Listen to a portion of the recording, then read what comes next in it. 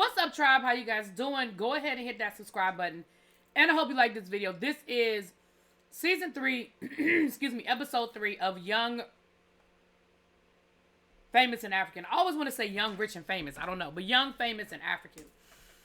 So let me say this. I need to be honest with you guys. You know, I'm one of those people that truly believes that I reserve the right to change my mind when given new information, right?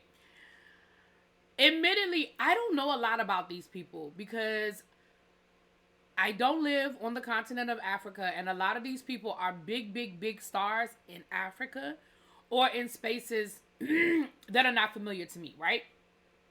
I didn't know the whole history of Annie and Tubaba. Okay? Now, because of what's been going on the last couple of days, as far as him announcing their divorce and allegedly Annie is in a really bad state and allegedly she may be in rehab, I have more information. And so I look at these scenes with a little different empathy that maybe I didn't have before. It does make sense why everybody kept saying Annie's going through a lot, Annie's going through a lot, Annie's going through a lot. Because I think a lot of them knew things and certainly knew behind the scene things. People like Swanky, absolutely, I believe he knew a lot and would not put her information out, which once again tells me how much of a good friend he was, even in the midst of them not being friends anymore. Because he really could have blasted her and he really could have said a lot more than what he said. It just explains why there's so much more empathy being given. But with that being said, let me get back to the episode. But I just want to let y'all know, because I don't want y'all to be like, wait a minute, hold up. She was saying one thing in episode 1 and 2. Now she said, I have a different perspective. But with that being said, let's get into it.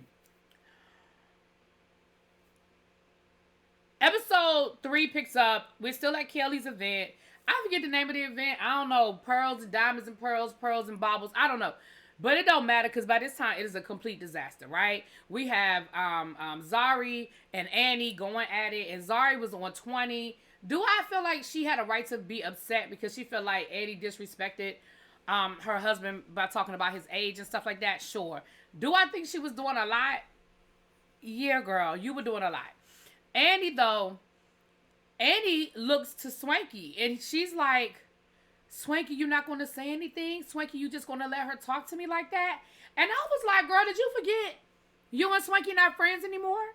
Because you really looked at him like, how dare you not defend me? How dare you not have my back? And I was like, girl, you have been dogging him out. Like...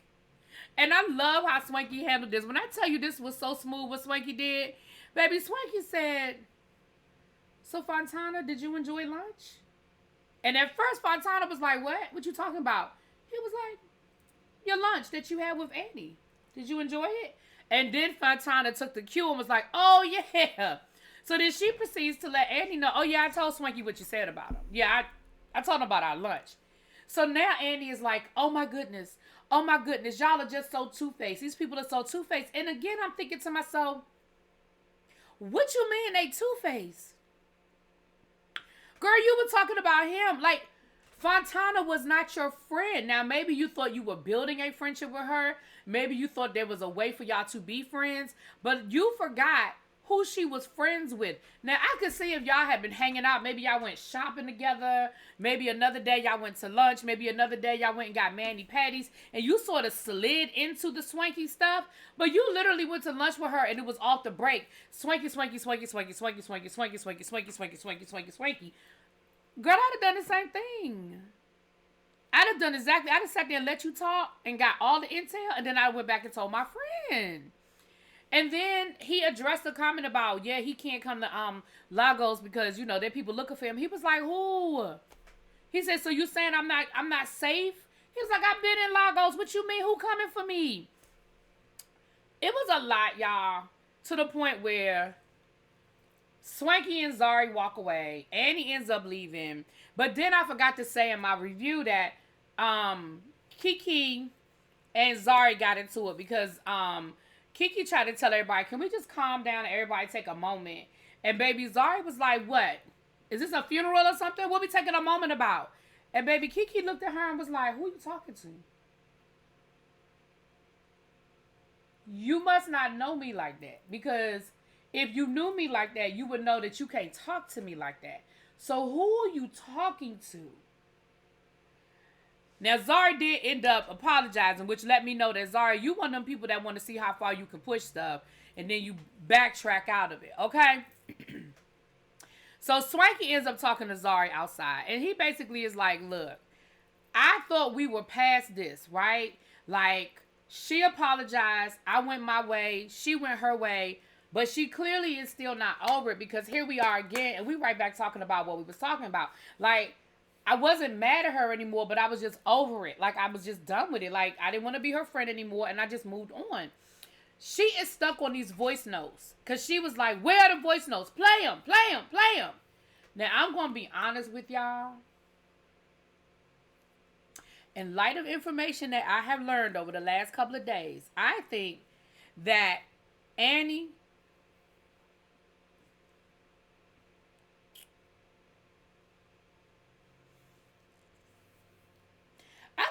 may truly not remember what she said.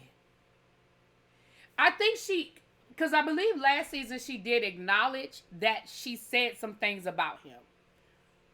But I don't think that she truly has taken in what she said and why it was so bad.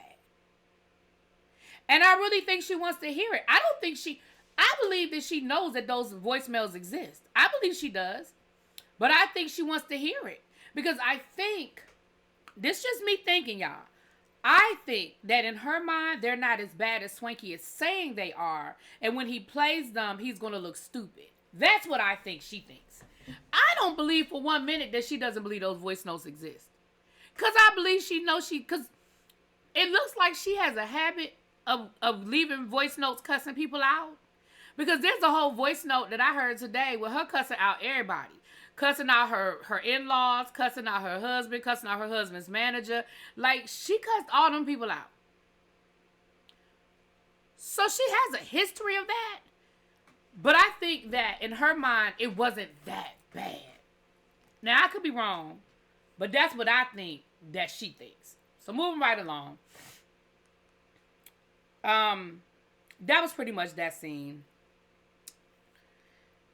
Then we have the fellas. We have Lewis, DJ Naked, and Diamond going on off-roading out in the places where the lions and the giraffes and stuff be. I thought this was cute. First of all, Diamond shows up and he mad talking about, why you ain't tell me where we were going? I got on brand new Air Force Ones and my white t-shirt. And, sir, you sat in a car the whole time. Like, because at first I said, well, maybe they getting on 4x4s. And I can understand him being mad. Like, why didn't you tell me the proper attire? Because I understand him being mad. He got some brand new white on white sneakers and he about to be in the mud. Sir, you literally got out of one car and into another car. Now, I get it that it was dusty out there, but you can wipe that down with some wipes, with some, sneaker wipes. It wasn't that deep. Like, he really was in his feelings. So, the guys go off-roading. It's cute. It's whatever. And then Diamond and Lewis have a conversation. Can I tell you, the more and more they show Diamond, the less and less I like Diamond. Like, in the first season, I thought Diamond was just a hoe, but a likable hoe, right? I always felt like he was a hoe, but a likable hoe. In the second season, he was a little bit less likable of a hoe. Because I was like, now, even though Fontana is stupid, you really are just, like, playing in her face, right?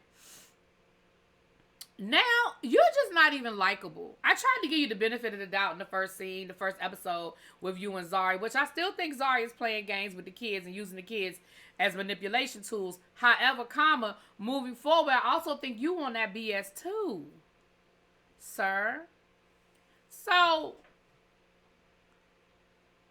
you're sitting here talking to Lewis and y'all are having this conversation about Fontana, And you're basically saying, listen, we're just friends with benefits. We're just fuck buddies. And she know what it is, and it is what it is. And he was like, okay, well, if it's just that, then why are you lying to her? Like, why are you leading her on? And he was like, because sometimes, you got a lot of women because, it keeps down on the drama. So you admit that you lying to her and you playing games with her just so you can keep getting what you want.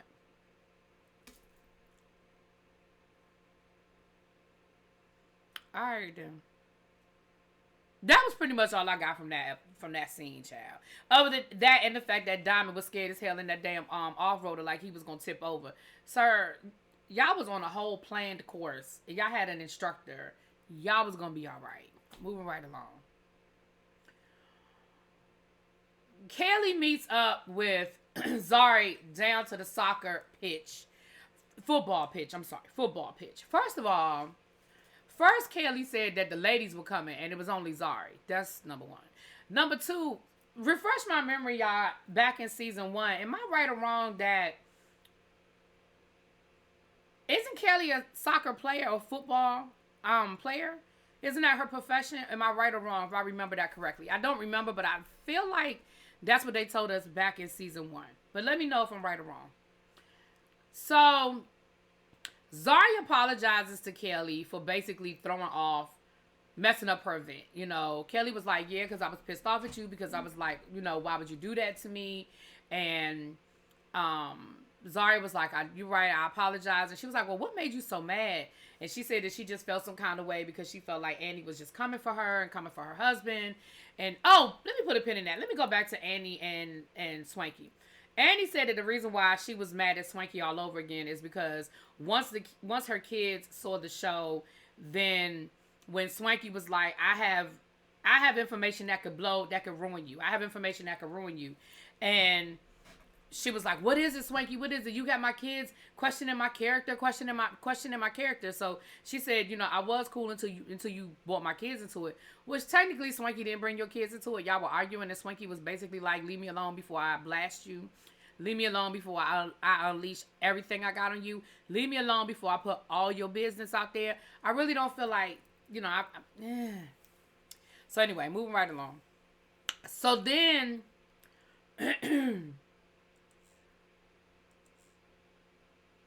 then they talk about, Kelly talks to Zari about how Kiki was feeling disrespected at the way Zari was talking to her.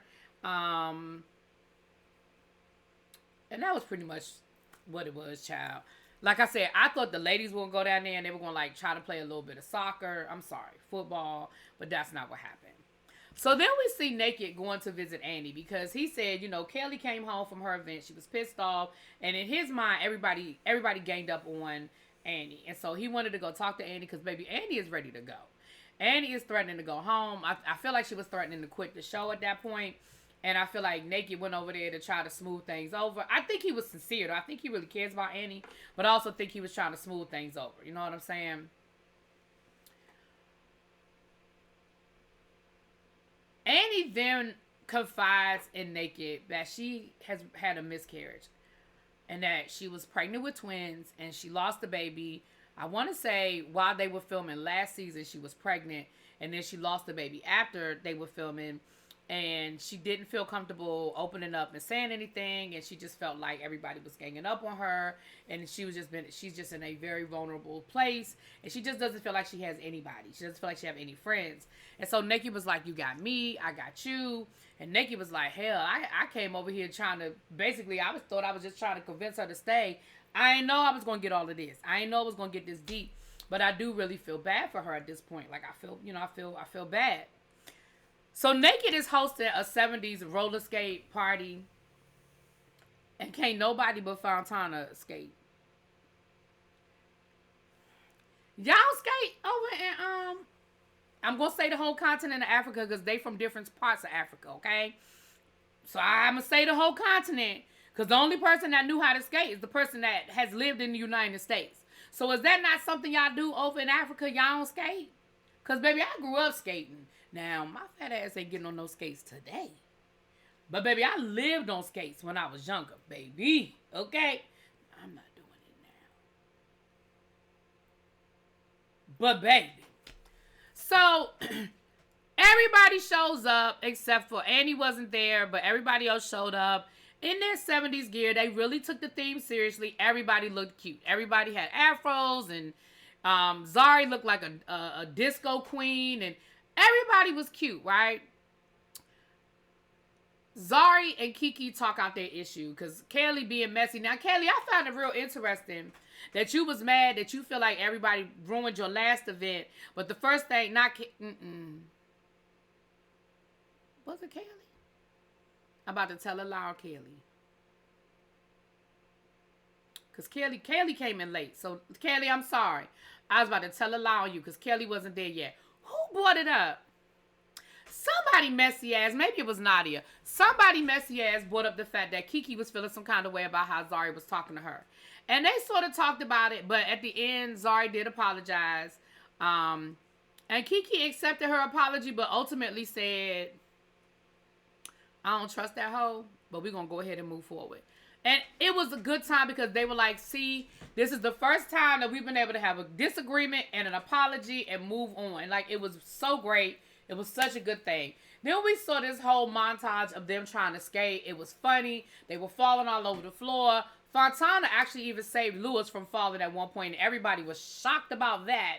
Lewis's wig fell off. Swanky did not put on no skates. Swanky said, my legs aren't short. I cannot play these games with y'all. But I'm going to sit here and have a good time with you, though.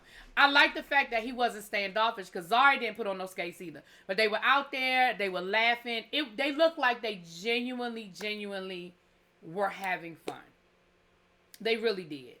I didn't see people all on their phones and all that. They looked like they were genuinely having fun. So after they got done skating, Kaylee did show up late. And then Annie showed up.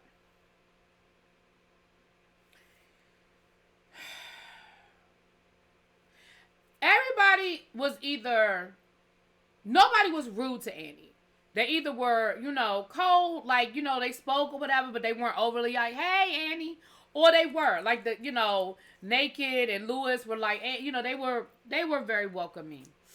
Annie said, I'm just going to come in here for 10 or 15 minutes and then I'm going to leave. Basically, I'm just showing up so I won't get fined, okay? That's basically what it was given. She spoke to Zari. Her and Zari spoke. And they actually ended up apologizing to each other. Then Fontana apologized to Lewis. They apologized. Swanky apologized to Kaylee.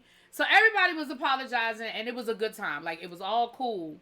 Then Annie is sitting next to Kiki, and she proceeds to start talking shit again about Swanky and Zari and how everybody is fake, and to the point where she was literally sitting next to Swanky, and Swanky got up and walked away. Because he was talking to Lewis, I think, and he said, you know what, can we go somewhere else? And he said, I can hear Annie, and I know she's talking shit, but we literally have had a good day. Everybody's apologized to each other. Everybody has addressed each other, and at this point, I cannot do this with her. Like, I'm not going to go back down this road. I'm not going to do it.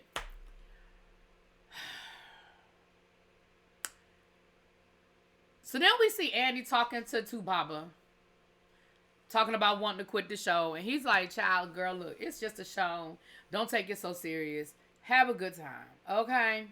But Andy said, I'm going home. She said, I ain't got time for this. I miss my family. These people ain't feeling me. I'm going home. So, I mean, we'll see if Andy come back. But baby, Andy went home. So then we see Fontana going over to Nadia's house for them to have a little girl time. And baby, she got the nerve to tell Fontana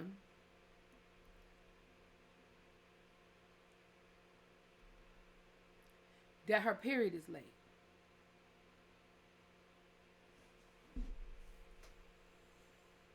And on that note, I'm done. That's the end of this episode. I guess they're going to pick this conversation up at episode 4, child. Talk to y'all later. Peace.